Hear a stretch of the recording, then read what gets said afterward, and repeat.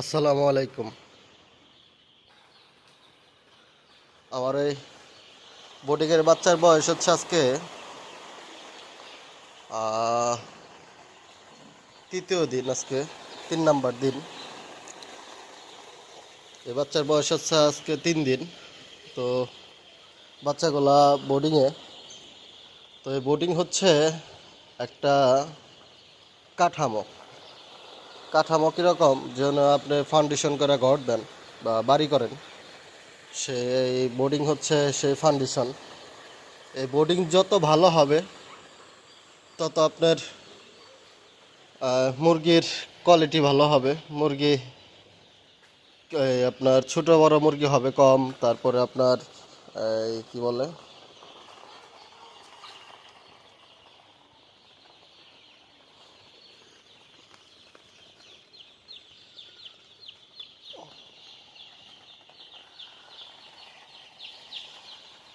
তো মুরগিগুলা, মুরগি বাচ্চাগুলা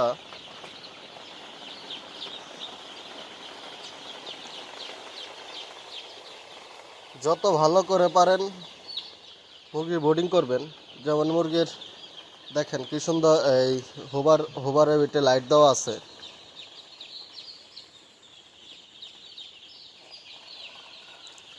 তো হোবারে আপনার 32 ডিগ্রি, 36 ডিগ্রি, মানে 36 ডিগ্রি, 38 ডিগ্রি হিট লাগে। তো আপনি এমনভাবে হিট দিবেন যেন বাচ্চা এই একসাথে চাইপাও না থাকে, মাঝখানে লাইটের তলেও যেন না আসে, এবং কি লাইটের থেকে সইরেও যেন না থাকে। এভাবে হিট দিবেন।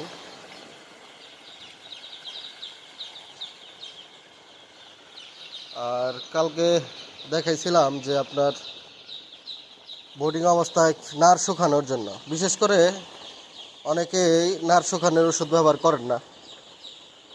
এই নার শুকানোর ওষুধ ব্যবহার করবেন।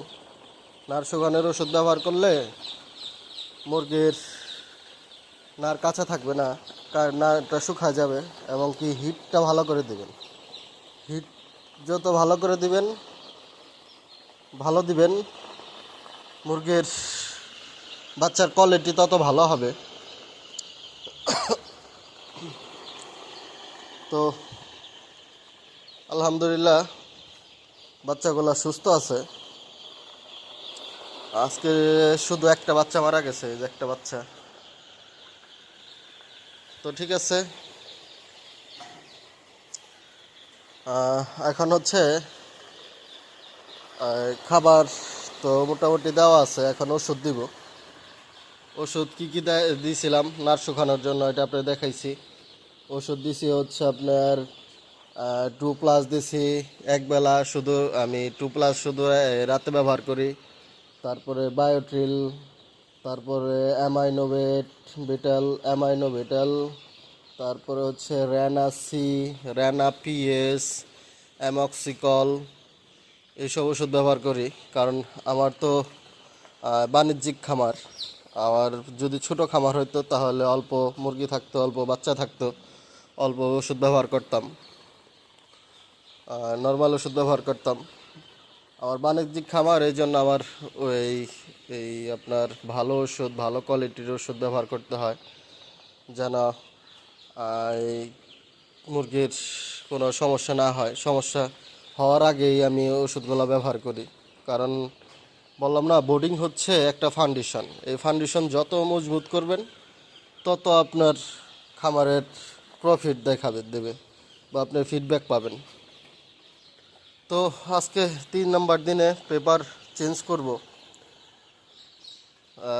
প্রতিদিন পেপার চেঞ্জ করে দিই। যেমন এই যে দেখেন পেপার ভিজে গেছে।